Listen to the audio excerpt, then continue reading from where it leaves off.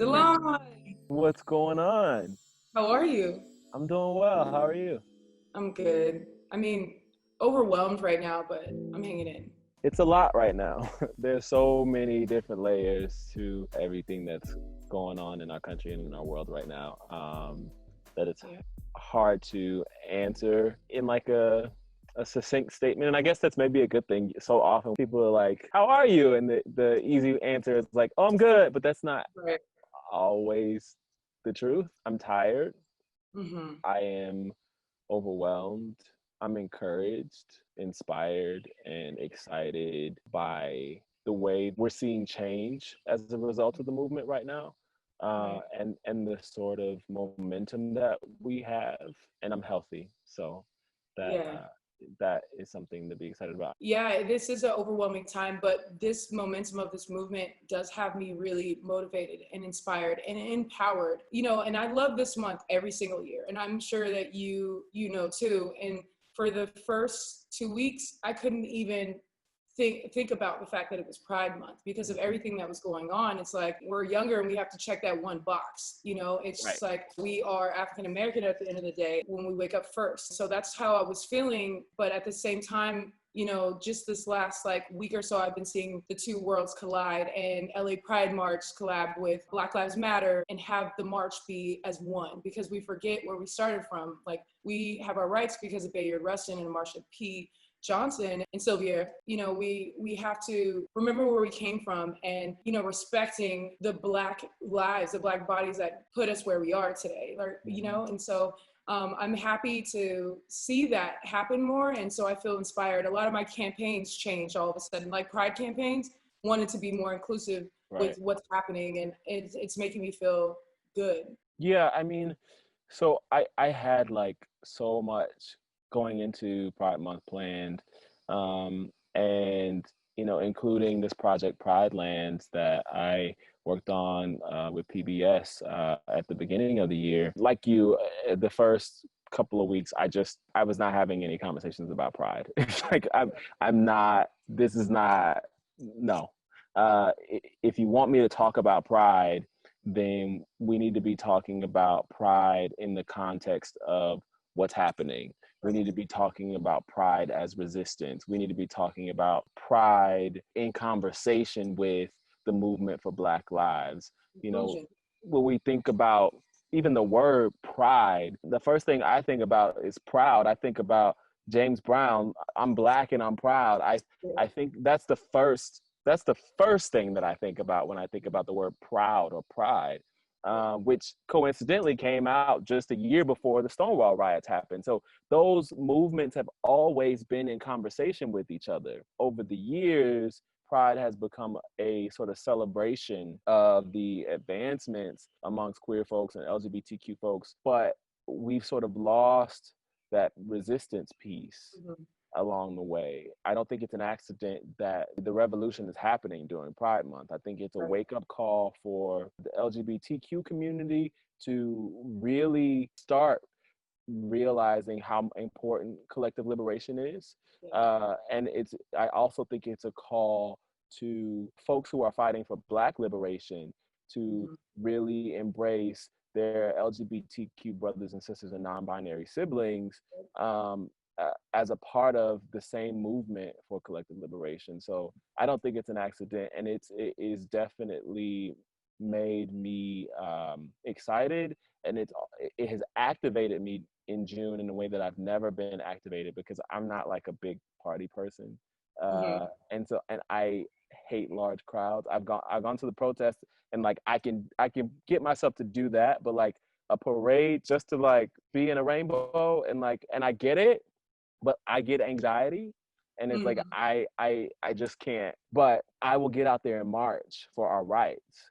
To Right. me, that's meaningful, and it's Yeah. activated me. That was everything that you touched on was so beautiful, because I was going to ask you what pride means to you, because everybody has like a beautiful way of explaining it. No definition is wrong, but for me, it's like right away that comes to mind is like mutual love, mutual respect, self-love, right? But also seeing people walk in their truth. And like I just, all I think about when I think about pride is just someone just authentically being themselves and not worried about what anybody else thinks. And I love that. And that's why I love experiencing going to Pride, because I always say I am a walking rainbow, so I don't usually wear a lot of the rainbows Right. and stuff. Like I show up and you see, you know, yeah, I do too though. I just put on clothes and I'm like, oh, I just happen to be wearing.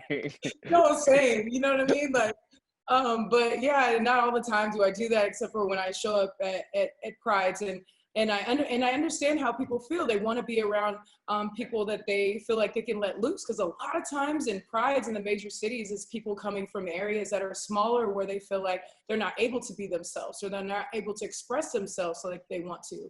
Especially because we just got the ruling, the other 23 states have a discrimination ban on sexual orientation and gender identity. And it's crazy that just now are we getting that.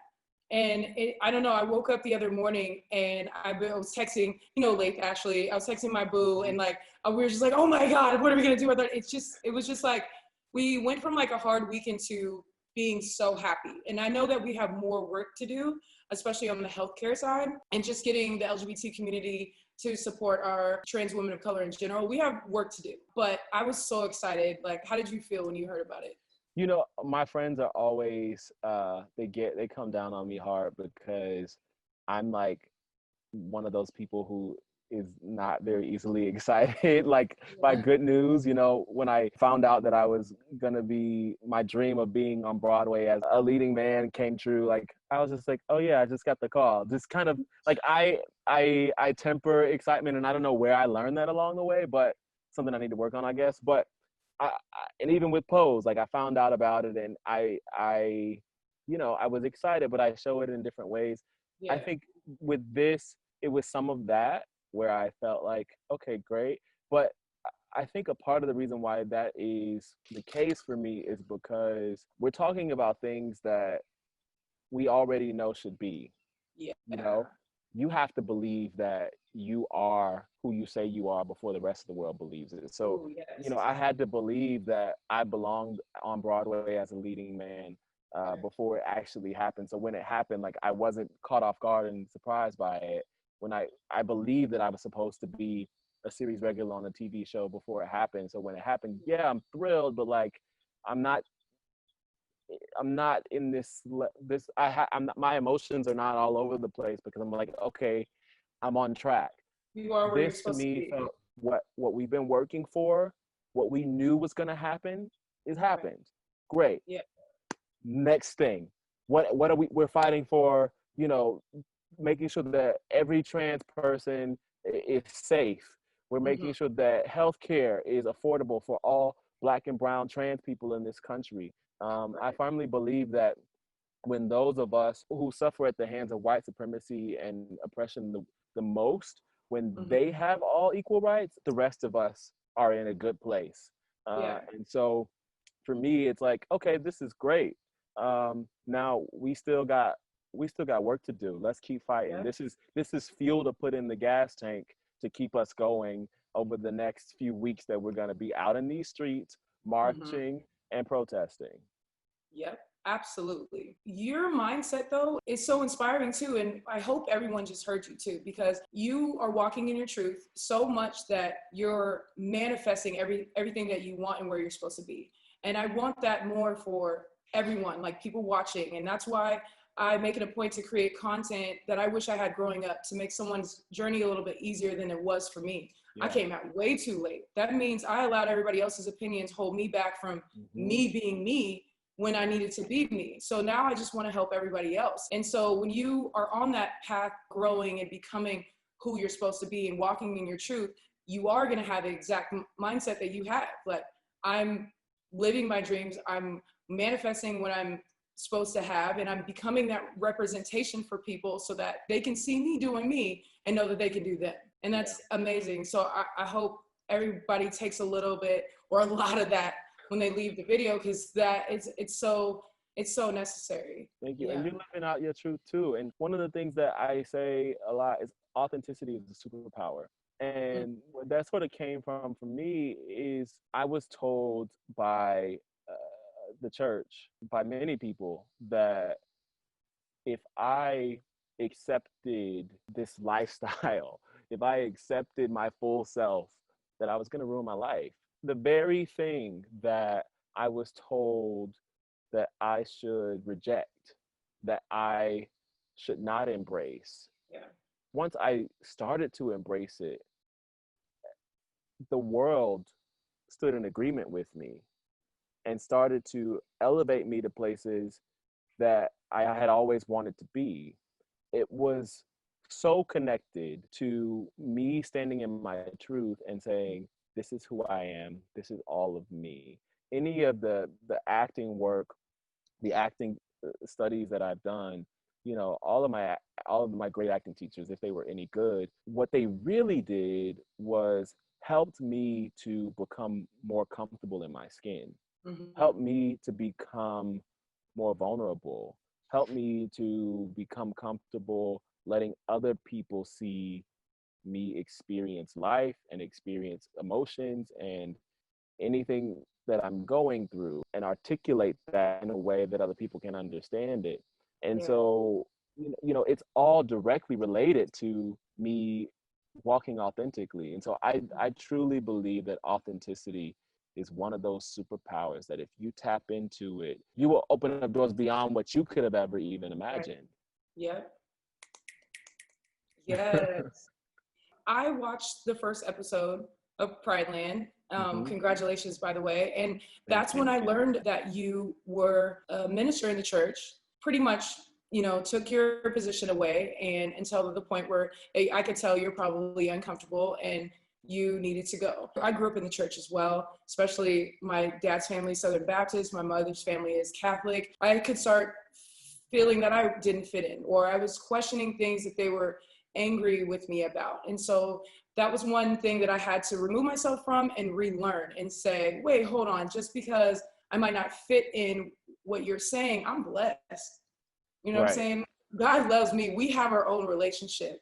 And so I think that's really powerful. But I do want to talk about the show. Like, tell us a little bit about that, because I feel like it touches on a lot of those subjects, being, you know, LGBTQIA in the South is not an easy thing to do. You know, I worked at a church for a year as a worship leader and creative director of the Worship Arts Ministry. It's a mega church, and so we had a pretty big worship ministry. And I also went to private Christian school for high school, and so you know, I grew up. Religion, church, Christianity was a big part of my upbringing and a part of my life. I had so much community built in the church and in Religion, the yeah. folks. Yeah. And so losing my job not only meant that I lost the job, it also meant that I had to tackle big questions about faith. Yeah. And it also meant that I lost my community Oh, yeah. all at Absolutely. once. Mm-hmm. So uh, it was one of those moments in your life where you feel like Job in the Bible, for anybody who knows that story in the Bible, where Job has everything taken away from him. Granted, I didn't have everything, but I also had to then come out to my family, which was a whole drama. And, you know, I felt like I lost my family all at the same time, too. So I didn't have no money. You know, I didn't have no community. I didn't have a family. I didn't have faith.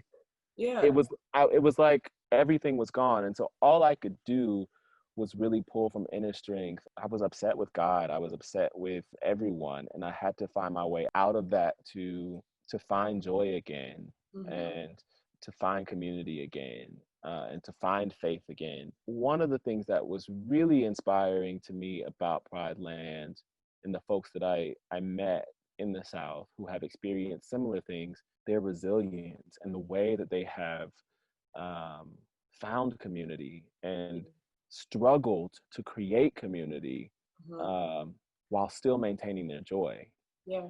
while still maintaining their fervor for life, Yeah. while still maintaining the love and passion for their communities.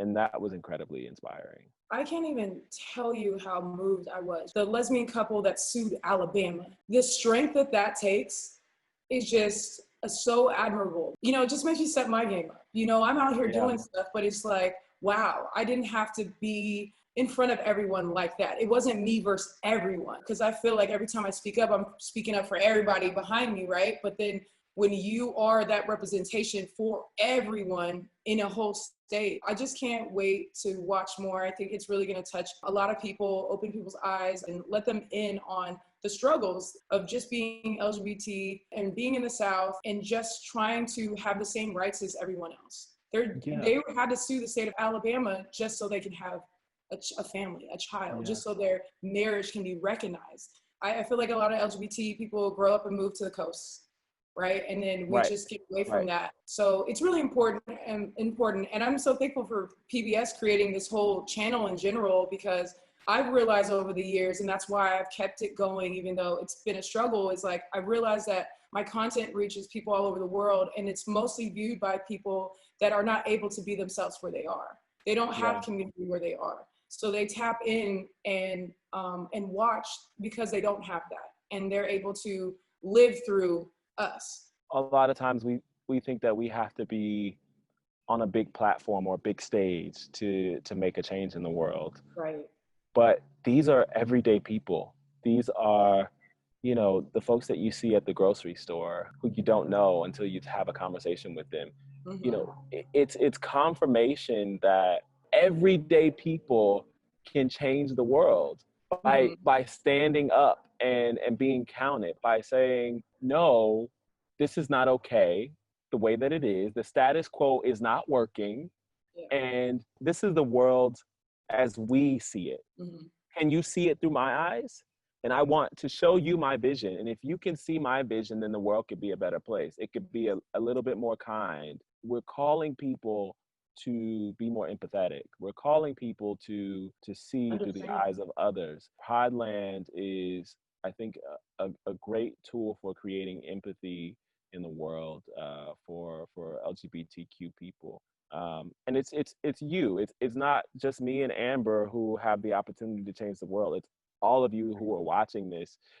You change the world every day with your life, with the choices that you make, and the ways that you show up, the ways that you stand up for yourself, the conversations that you're having with your families, the way that you get involved in your local governments, the way that you vote, the way that you don't vote. All of those things make a huge difference, whether you know it or not. Just waking up and choosing to love yourself, even that is a form of marching. You loving yourself and having confidence in who you are shows someone else that just sees you walking, and you change their whole mindset or how they feel about themselves just from you existing and loving yourself. So absolutely. You know, I think that there is also one of the connections that I drew in interviewing the folks for Prideland is just how much it's all connected. The issues that we were talking about before with race and the movement for Black lives and the LGBTQ community. You know, when you have folks who are already oppressed by a system that sees them as less than because of the color of their skin, add being queer to that, you add being queer to being Black or brown or an immigrant or being poor, or being trans, it's a whole other set of oppression. And you know, I got to meet these lovely folks in Mississippi, the House of Montage, some Black LGBTQ folks who are really doing the work to save the world, in my opinion, because they are taking in kids whose families have kicked them out.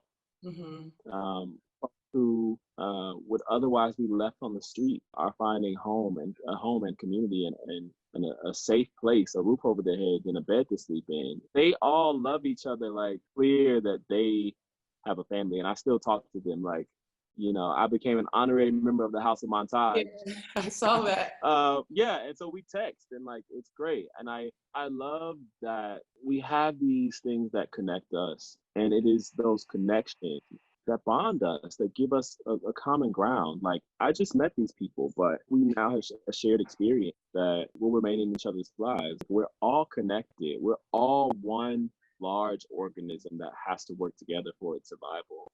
And when we start to think about each other in that way, I think we will see some massive change happen, but not until that moment. I don't know if you hear all the sirens downtown too. What's it look like on the ground there? It's better. 2 weeks ago, downtown was the hub for what was going on. And so I literally had military across the street from my house, and they were on every single block. Cops would line up and take over certain blocks. So myself or my friends that lived in the building next to me couldn't even get home for some times, and they were aggressive. They wouldn't tell us what's going on. They wouldn't tell us when we can get back home. So their reaction was to the businesses and everything, getting looted and destroyed around here. But it's just, I don't know, that kind of shows you the work we have to do too. It's just, we are humans at the end of the day also, and there needs to be a line of communication and understanding. And so that's what we're fighting for. They need to understand that, like, when they show up with violent behavior, it's not for the betterment of people, especially poor communities. That's literally why I moved downtown, because when I go into politics, I would love this district, right? The main headquarters for LAPD is here, the city hall is here, Hall of Justice is here, everything is right here. It was a hub for empowerment as well, for people to be able to march and know that they're being seen by LAPD, they're being seen by the city hall and everything that's happening. So I'm doing a couple protests this week and a couple speeches and some campaigns, and I'm just trying to be everywhere that I can. As overwhelmed as I may be, I signed up for this, and I also feel blessed to just be a voice in this crowd of voices. I'm happy to be a part of it, and that's what keeps me motivated to still keep going.